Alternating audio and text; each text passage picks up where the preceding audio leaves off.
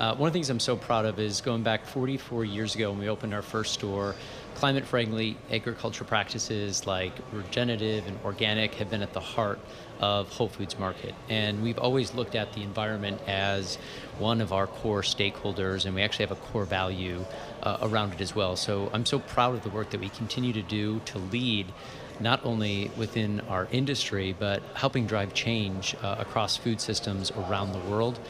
For us, we look at our food systems are, in jeopardy of being able to produce the products that we know and love today for our future generations. And so it's why we're trying to take big stakes in the ground and investing in areas like regenerative to help ensure that we can have the nutrient density and be able to continue to supply our customers with amazing products.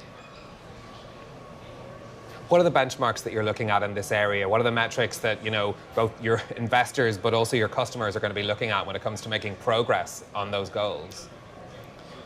Well, one of the things that is great is we're part of Amazon, and as part of the climate pledge, we have direct goals that we are tied to help support those efforts. And for us, given the fact this has already been part of our culture and our DNA, it's actually been great to take the work that we already were doing and just clipping it into some more advanced goals to help advance the work that we're doing.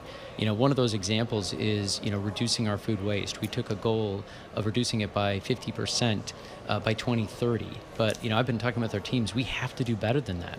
The reality is we have too many people who are in need and don't have food access, and we have products that are going in landfills today. So we have to be able to help divert that food as well. And if we're not able to make sure that it's available for human consumption, let's get into programs where it can support animal feed or composting. So for us, it's not even just about the goals that we're setting, but it's how can we do it quicker, because we feel that burning platform and helping drive change.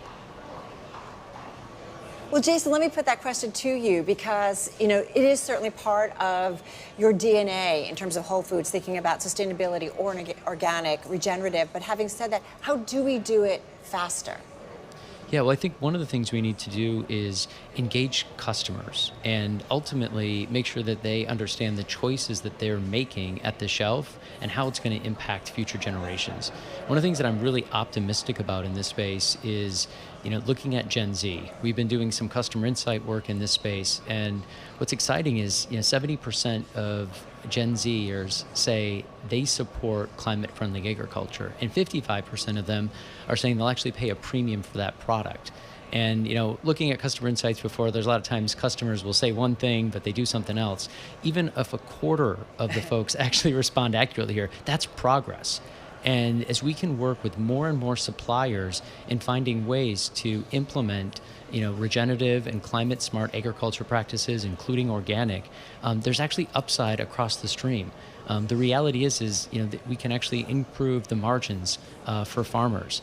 We can actually, take out costs across the supply chain systems, and at the same time, we can deliver a higher quality product that's actually better for the environment.